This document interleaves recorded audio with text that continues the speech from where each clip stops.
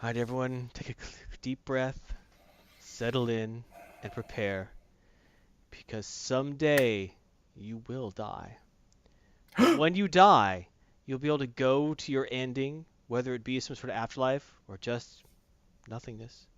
But as you enter into the dark void of the unknown, know that your soul will be at peace as you feel the oneness of love, as you have been infused with Heathen Dogs, Heathen Dogma, Tabletop Gaming Fundamentals. Wow.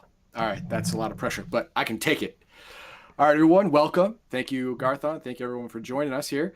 Today, we're going to talk about part 3 of the end of the World of Darkness. How did it end? Woo! Classic World of Darkness. This one is Werewolf the Apocalypse. So I'm guessing it ended with flowers and collars. Yes, every werewolf gets a collar and a master to love and scratch his belly. No, Oh. Dom DeLuise no. said it figures all three of your calls rightly. Really? Dom DeLuise? I don't know. I don't think so. Wow. Anyway, let's go over to the particulars of the game here. The publication dates, first edition came out in 91, second edition came out in 94, revised edition came out in 2000. These are the 3 covers.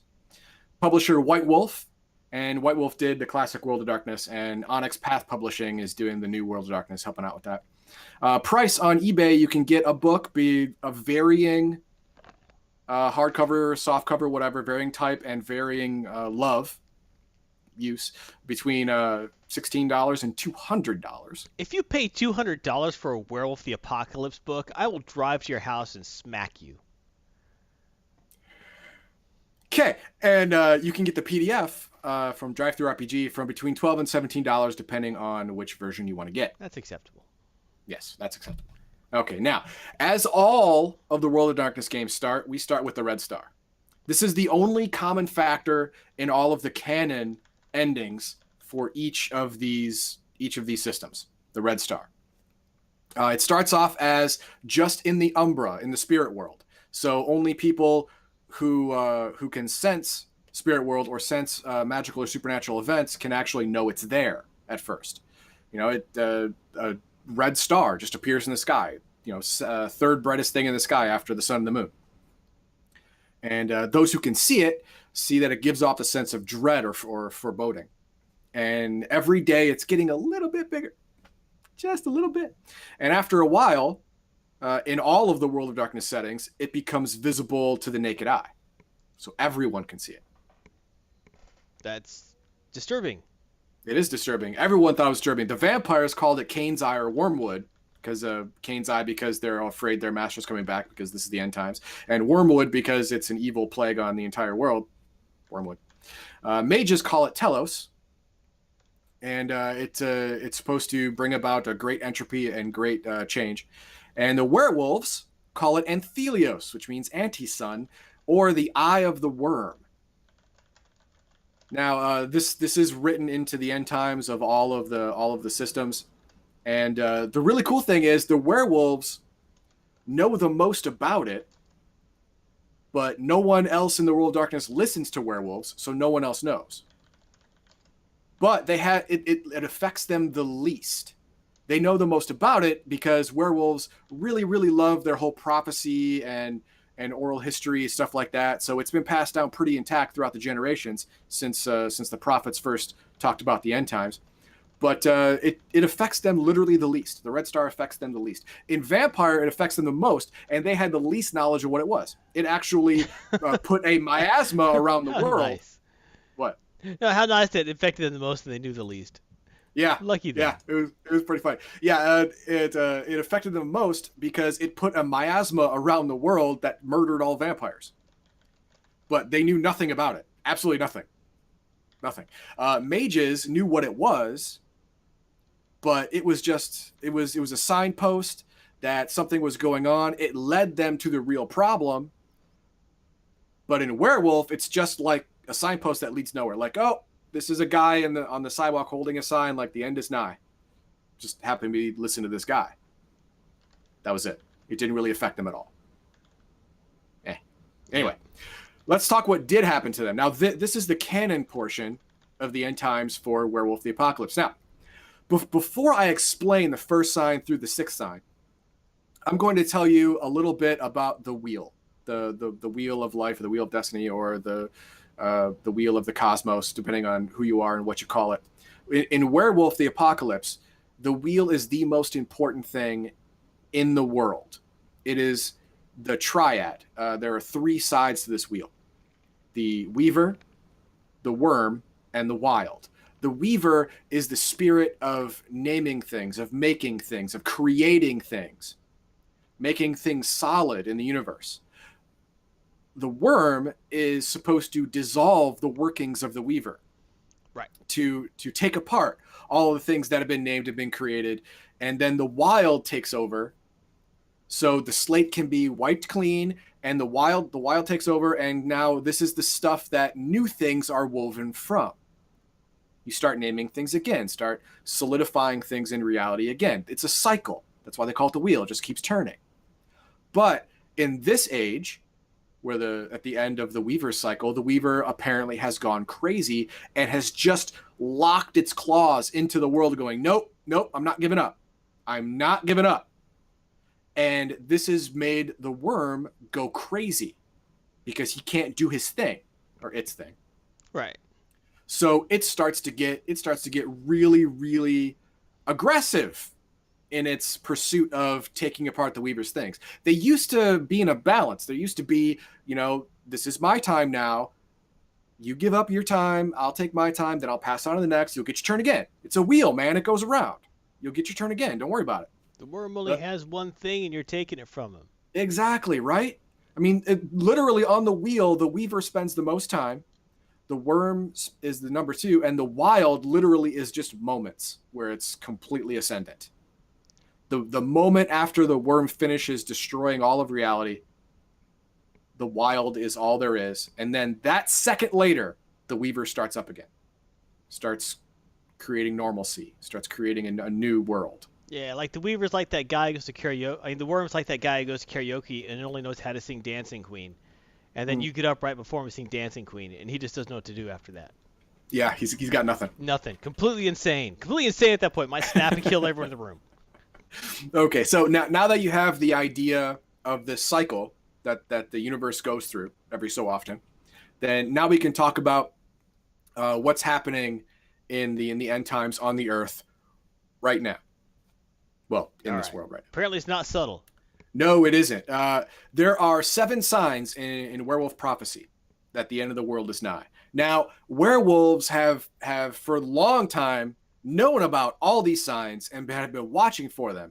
And end times philosophers of the werewolves have been saying, okay, this is the sign for 3. This is sign 1. This is sign 5. This is, they'll be like, oh, in the last 100 years, we've seen 5 signs already. Oh my God. No, the world is not that subtle. When the end times really starts, you get all the signs like right in a row, like right on top of each other. It all happens real quick. The first sign is the decimation of kin. Now, in the werewolf mythology, there's werewolves and then there's kinfolk. Right. All right. Kinfolk are genetically predisposed to carry the werewolf gene, and their offspring could be werewolves, but they are not. Now, they have immunity to the delirium, which is what a normal person looks at a werewolf and goes, their brain... Cujo went crazy over there. That was just some crazy dog attack. Yeah, their brain changes things. They, at best, they think it's a giant rabid dog. At worst, they go insane. Usually it's somewhere in the middle. They have memory loss. A little bit of memory massaging happens where their brain tries to fit it square peg in round hole, and then your brain just kind of cuts the square peg into round so it'll fit. Yeah, it takes away some of your memory, so you didn't see all of that. You only saw stuff that made you think it was a Cujo. It's great. Now, the kin are important because that's where all new werewolves come from. Now, werewolves can mate with each other, but every time they do, they get a deformed offspring called a metis. Now, it's either physically, psychologically, or spiritually deformed in some way. So that's frowned upon. Right. So all new werewolves come from kin. So getting rid of the kin gets rid of new werewolves. And that's exactly what the Wyrm is doing. The Wyrm and the agents of the Wyrm on the world decided, you know what, the werewolves are fighting me on this. I'm tired of this fighting. I'm tired of you fighting me. I'm just going to end you. Fair enough. I'm going to end you, and then I'm going to end the world like I'm supposed to. Idiot. So there is a mass murder of kinfolk and wolves in the world. Yep. Starts off. Yes. All the kinfolk are hunted down. There are breaks in security for the werewolf leaders, and all of their records are stolen because there's genealogy records of all of the kin, so you can keep track of all of their births and stuff. So you can see, who is more predisposed, which family line is more predisposed to having werewolf children. Also, you can make sure family lines don't get too interbred. Exactly. It seemed like a great idea, right? Well, it is until the bad guy gets a hold of this list. Like, oh, that's where everyone lives. This murder list, yeah. And then they just start killing them off. And then they task all the humans with killing off all the wolves. So that's the first sign. The second sign is starvation. This is when, because of climate change, bad politics, just appropriation of funds, stuff like that, food starts getting scarce. Crops dry up or freeze over. There's not enough water. There's too much water. Corruption, greed, hoarding, whatever it is, most of the world is now starving. There's not enough food to go around for some reason. One reason or another. Probably many reasons, but still. That happens too. Like right after. And then right after that, well, of course, after starvation comes war. Woo. Because governments now go to war to get the food to feed their people. And the people they go to war with are supposed to have all the food, but they may not have the food, so they're going to war for nothing. But that doesn't matter because, war. Yep. That's it. So after that comes plague, because after starvation comes war, after war comes plague, because lots of dead bodies running around. It's a petri dish for all kinds of superbugs. And superbugs are aplenty. Oh, great. Oh yeah, the Red Death. That was a good one. Anyone who's really young or really old or any kind of compromised, exactly, any kind of compromised immune system. Like if you have a common cold, you are now susceptible to the Red Death, which will straight up murder you in a week. Just kill you.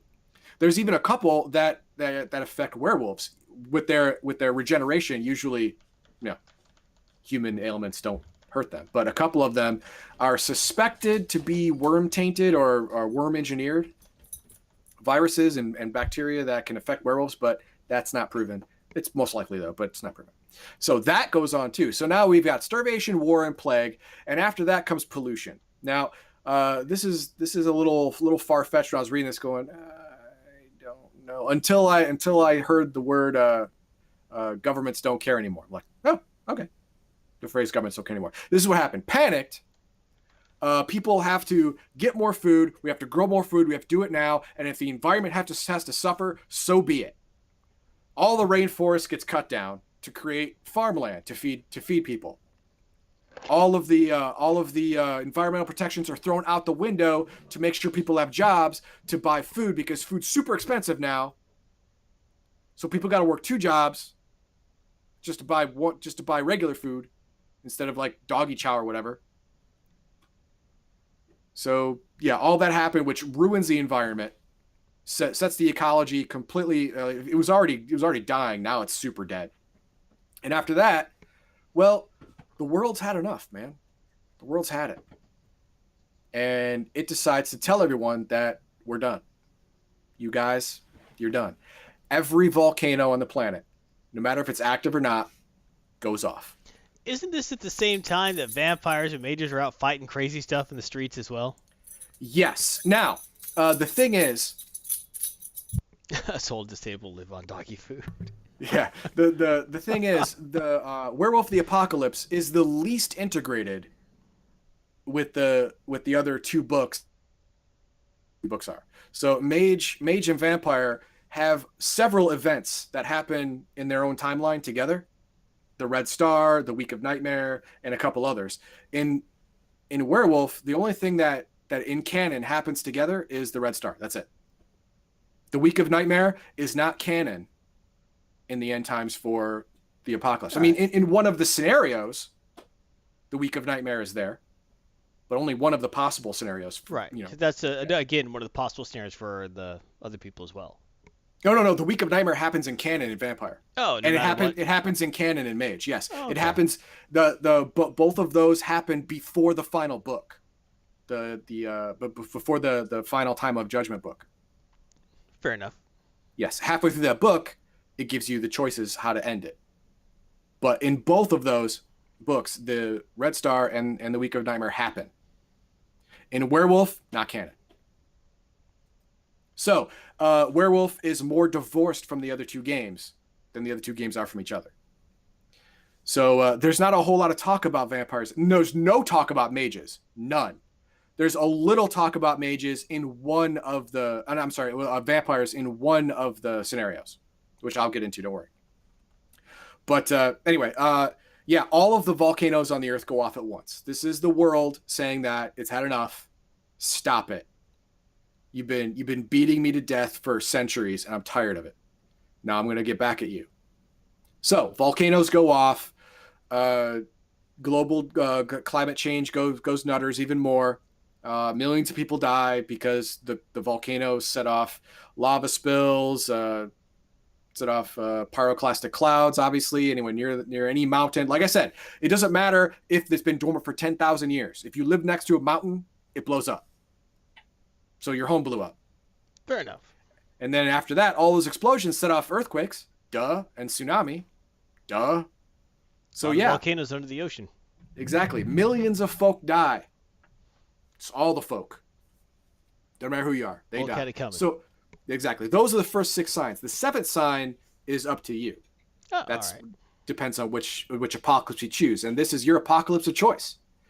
The first is the most canon, but they don't go so far as to say it, is the last battleground. This is where you play through prophecy, trying to avert the end, or at least mitigate it. You can't really avert it. You can only mitigate the damage. And you shift the final battle to the Umbra, the spirit realm. That's where the final battle is fought. So the lion's share, half of humanity gets to live. That's kind. Like 3 billion people. That's great. Good job, werewolves. You did a good job on that one. Or you could go with one of the other end time scenarios, which is a tribe falls. This one is one of the established werewolf tribes. Glasswalker, Silverfang, whatever. They all get corrupted by the Wyrm and turn evil. All of them. And then they just backstab the entire werewolf race. Just stab them all to death. They just turn on you, and they're almost half of the werewolf society is killed by their own. Well, the Wyrm needs to do its job, so it's got to help him. I know, right? I know. And then, of course, there's the Weaver Ascendant. This one is, what if the Wyrm wasn't the bad guy, like I've been hinting at this entire time? said when they played it in 95, they did Weaver Ascendant. Ooh. Oh, they did? Well, here you go. The Weaver Ascendant is, the Weaver is the one that has gone crazy. It won't let go of its place on the wheel. It wants to grind the wheel to a halt, so it will be forever. And that is why everyone thinks the Wyrm is evil, because the Weaver said so. Makes sense. Well, the Wyrm is not evil. It's part of the wheel. It's supposed to happen. The reason it's happening so badly is because the Weaver's gone nutters and won't let go. Everyone wants to be a werewolf till it's time to do werewolf. That's true. I love it. That's and good. And then my favorite, Ragnarok. This is the hardcore end. Just everyone dies. Yeah. No holds barred, end of the world. Screw your world. It's like if the movie Armageddon failed. Don't want to close your... Yeah, boom. Don't want to finish the song. All right, let's talk about that for a minute. All right, now Ragnarok. Now, to play this correctly, to understand the backstory, you have had to have the Rage Across the Heavens supplement book. It came out in August 99. It introduces the planetary incarnate. These are the spiritual minds of the planets in the solar system. Each planet has an aspect, has a what would we call it? What did Terry Pratchett call it? The aspect of death is actually anthropomorphication. Oh, that works. Yes, an anthropomorphication of the idea of Mars or the idea of Jupiter or Venus or whatever. So it introduces that. They don't exist in the real world, they exist in the spirit world, the spirit of the planet. Now, Rorg, incarnate of the destroyed planet, has been pissed off for a long time because he was destroyed. His planet did occupy the space in between Mars and Jupiter, which now is occupied by a giant asteroid belt of his remnants. But the spirit didn't die because his matter is still there. It's just spread out. But he's in constant pain. Well, he sees the world, right? He sees the Earth being tortured with this slow death. The wheel's supposed to move faster than this. So his sister planet is being tortured with a slow death. So he decides, aha, I have an idea. I will send a part of myself to the Earth, smash into it, cleanse it of all of its patterns, all of its weavings, so the weaver has no more hold on it, and the worm can't touch it because it's also already destroyed. It'll just skip over the worm and go right to the wild, and life will eventually start again. Or we'll still be kind of pissed, but at least it will be moving again. Exactly, everyone's tired of this, this drama. Just get over the drama already. So, he sends part of himself into the Earth. A giant asteroid made of nickel and iron, 9 miles wide by a mile long. Completely life-ending event. Yep. Yeah. Throws it at the Earth. Well, it's a good idea, right? Mm-hmm. Well, not everyone is alive on the Earth. We want, because when the wheel turns, usually not everyone dies. There's a rebuilding phase. When the Weaver comes back, there's rebuilding. Well, if everyone is dead, you basically have to start over from scratch billion years from now. Yeah, the tardigrade is going to have a lot of rebuilding to do. Exactly, right. So the group learns of this, and they decide, the werewolves decide, well, we got to stop this. This is not part of the plan. We got to stop this nonsense. So they go to the asteroid using the spirit realm, the near Umbra, to get to it, and they try to alter its course from the near Umbra, a la Armageddon. They fire off a ritual on the asteroid to change its course. Well, whether they succeed or fail, it doesn't matter because in canon, in this Ragnarok scenario, it's the worst of it. So they fail, and it's still going to hit the Earth. Well, the last second, the moon decides, nope, I'm going to take the hit. Plays linebacker, moves in front of the asteroid and takes the hit. It splits in two. Shards of it go everywhere. The Rorg's claw, which is what the werewolves named this piece of itself that it shot at the Earth, splits as well. So instead of an armor-piercing bullet at the Earth gets rained with shotgun fire for 12 hours. That's still really bad. It's still super bad. Billions die in 12 hours, but not all life on the planet. It's not great, but it's not bad. Now, I'm not going to get into the entire thing because it really goes into detail on how screwed the Earth is, and this is like it might have been better to actually let the full asteroid hit. At least then everyone's dead. Yeah, this is a long, drawn out death. I mean, even the parts that hit the water, they don't, unlike the 9 mile wide asteroid, it's not going to vaporize all the water and hit bedrock anyway. No, it's going to vaporize a lot of water and then be stopped. But all that water vapor goes in the air, and then it mixes with all the dust and debris from all the parts of the moon and the asteroid that hit land. And that means it's going to stay up in the air longer and screw with the weather longer. So the nuclear winter event ends up lasting longer. So more things die, just more slowly. Everything dies just more slowly. Lovely. Yeah, at the end of it, it's not great. The only humans that are saved are the ones that the werewolves got out. Spoiler alert. We saved you. All right, welcome back to Earth. Oh yeah, it kind of sucks here now. Not for about 100,000 years. Just get comfy. Get cozy basically. in the Umbra. Yeah, cozy in the Umbra. Spirit world's good for you. Now, I've gone through all of the end times for all three of these series. Now, What? Ghost doesn't get an end time book? no, these are the big three. Changeling doesn't get an end time book? No, no. Mummy doesn't get an end time book? They don't get their own hardcover. Hunter's Hunted doesn't get their own end time book. Sorry. Well, Hunter's Hunted is very, very connected with the vampire. I know. I'm just kidding about that. Yeah. Anyway. So's Mummy. But which one is best? That's not a real good question, because all of them have different themes. You know, the vampire is the fight against yourself. You know, the beast inside. When you became a vampire, you got a passenger inside you, so a subconscious that is an animal, that is not human, and that is always with you, pushing you, making you desire things, which normally you wouldn't. So it's a fight against your other self. In Mage, all of their fighting is lofty ideals. You know, how the world should move forward. You know, who's right, who's wrong in the grand scheme. And in Werewolf, it's fighting the inevitable.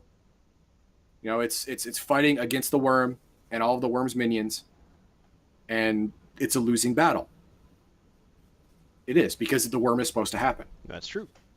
But that's their fight. They have to wage. It sounds stupid, but because they fight, not everyone is going to die. So when the world reboots after the Wild is done with it and the Weaver comes back, there's a seed to start again. That's the werewolf's job. Fair enough. It's not bad. Now, they have good points and bad points. The good points is the vampire closes the book completely. I really liked it because leading up to the end of the canon, it is all vampires are going to die. All vampires are over. There's only one written scenario where any vampires live, and then there's only a handful. That's it. All the rest of them die. So it really closes the book on vampire, which I liked. You know, if you're gonna be definitive, go ahead and pull the trigger. Don't be a Nancy about it. All right. Yes. Mage, no matter what end time scenario, it changes the world. The world is different. They either succeed or fail. Everyone ascends or everyone descends into darkness and slavery and death. There is no middle ground. I like that. I like that in the end of a series, you know, the end of a role-playing game. You either win or you lose. Anything in the middle, that's not an ending, man. That's just more fight. So I get it. I like it. Werewolf has a revolution. They're really focused on that wheel. Mm-hmm. So at the end, the Wyrm wins in some fashion, and then the wheel starts turning again. And then you realize that this is how it was supposed to be the entire time. I like it. It's great. I mean, all the ideals are great. They don't exactly mesh all the time. Now, here's the bad. The vampire ending, it was obvious. It was telegraphed from years before it was written. It was telegraphed. There was no ifs, ands, or buts. It was going to be the end of all vampire kind. That's what they wanted. They kind of let it out of the bag early, but okay. Yeah. The Mage ending, a lot of people can think that it's either too good or too bad. There's no gray area. I liked there was no gray area, but a lot of people didn't like the lack of flexibility. You know, I figure if you're going to end a series, might as well win or lose, right? Yeah. But a lot of people didn't want it. They wanted, you know, maybe at the end of the series, they wanted a question mark. You know, it's more dramatic that way. Yeah. Okay, yeah. I see that. And for Werewolf, the ending was forced. It really was. Reading through the book, the ending seemed like it was rushed. Like the werewolf was the afterthought. Another reason I think that is because it's the least integrated book of the big three. Werewolf and Mage end times were very integrated. They had several mileposts that were in common and fit together in each other's story. Whereas Werewolf was that redheaded stepchild out here that, it was happening at the same time, but doesn't really fit into the other two. You really can't run the werewolf game with mages and vampires in the background. Whereas in the vampire game, you could run with mages in the background. In the mage game, you could run with vampires in the background, and it won't change it. Yeah, it all makes sense. But in Werewolf, it won't. It won't make sense. That's true. And while the book is the best formatted, of the 3 End Times books. You know, everything was much more neatly laid out, which I liked. It was the least integrated and the least thought out story wise, in my opinion, having read all 3. All right. Well, I mean, all of them. I mean, it's kind of like back in high school, my friends used to joke about, like, vampire, like, trying the different books. Vampire's all, oh, the beast within, we're all dying out. And mage was, oh, no one understands my ideals. The world is changing. And the werewolf was, the world is dying, but I'm taking someone with me. And all of these endings seem like progressions of those ideas. And Yes. vampire, oh, the beast within, the bloodline's getting weak. Well, everyone dies. You're all done. Yeah. Werewolves, vampires are done. With mage, the ideas spill over and a revolution has to happen. Makes sense. And with werewolf, even from the beginning, if you read the backstory, it's like, well, the Wyrm is going to win. Yeah. You know, you're fighting against it. You're trying to take someone out with you, but you know from the beginning you're doomed. Yeah. You know, from the moment you made your character, you know this is going to happen. Yeah. So, Stop it. but you know, I do switching by seems forced. Like that's a little much. With like, so they're an asteroid is mad at us and coming for us. Then? Yeah. But now that is not canon. Only the first 6 signs are canon. Right. The Ragnarok is the 7th is what you get to choose, right? You get to choose. You make your own story or choose one of the 4 that I laid out for you. I mean, it could be if you want to choose your own 7th sign, your party might form the world's rockinest metal band, and it ends up bringing the world together under your mid-made event screen. You never know. The werewolf version of Wild Stallions, yes. Yeah, exactly. Yes, definitely. Yeah, you could have that, but you know, it goes against the core precepts of the book, which means you lose. Right. Yeah, that's werewolves lose. That's what they do. They lose all the time. They lose well. It's just that how much do they lose? Do they lose everything, like in Ragnarok, or did they lose mostly, like in? See, what else? 73 like is in the a last fan Battleground. of the Wild Stallions ending. Of course he is. Of course he is. And that is it. That is Tabletop Gaming Fundamentals for Werewolf the Apocalypse. If you haven't seen it above my head already, you'll probably see it now. If you want to see part 1 and part 2, Max Leal will link them on YouTube. So if you're watching this on YouTube, you'll be able to see it above my head. If not, then hey, you know, I hope you got enough from this. This was very interesting. Thank you, Heathen Dog. You're welcome. And what'd you think of the segment? Did you like it? Did I gloss over something you didn't want? Did I not touch at all something you wanted? I don't know. What are your thoughts on classic World of Darkness versus New World of Darkness? Now, I have not played Vampire V5. I haven't played that. I have the free download, and I've read it. I have my opinions on it. I'd like you to share your opinions on it, and then I'll share mine. Tit for tat. And do you have any suggestions for future RPGs? I'd love to hear it. Next week, Max Leal is going to be doing Mindjammer RPG. He's going to review that for us while Garthon is gone on his tropical vacation. Indeed. So not Mindjammer. Anything else? Not Mindjammer. Anything else? Go ahead, leave your comments below or let us know. Thank you very much, Heathen Dog. You're welcome. And don't miss an episode. You go to Twitch, you're like, hey, where's those cool Legion of Myth guys on? Oh, Gary says, how does someone from an RP being in werewolf form when they essentially lose control? You go, blah, blah, blah, blah. No. They don't lose control. No. It's not like Vampire. Right. It's not like Vampire where you just go, and you Hulk out. No. When a werewolf changes, it's mostly a choice, and you keep your mind the entire time. You don't go nutty. Right. You know, it's not like the old werewolf movies. No. Yeah, when you go werewolf, you don't lose yourself and just you choose how much werewolf you go and what form you're going to end up being, and when you do it. Yeah, you know, you don't go nutter at all times. Yeah, there are no trade-offs. You just get a bigger, better body that regenerates and stuff. Yeah. It's very different. Yeah. All right, so you can follow with notifications. Say, hey, I like that notification. You know what's even better? Subscribe! Blam! Right there. And you subscribe, then you get in on our really super cool giveaways, and your life is better. And then YouTube subscription are cool. Zap. And oh my gosh, and now I'm subscribed there too. And everything is better. And want more Heathen Dogma? Check out Heathen Dog on YouTube. Heathen Dogma, anime and RPG segments. His team-ups, Neverwinter, Star Trek Online. Doing a lot of Star Trek Online recently. I forgot to put in the Call of Cthulhu slide. Dang it. Call of Cthulhu. Yes. Yeah, that's what I'll be doing Monday. Tell us about that, Heathen Dog. Oh, well, we got the free key, and I streamed it the day I was allowed to stream it. Mm-hmm. when we were allowed to, last Wednesday, and I did a couple hours of it, and the story and the character and the setting are really really well written, super Lovecraftian. I liked it. Very cool. Yeah. All right, so watch some more of that on Monday at 8 Central, 9 Eastern.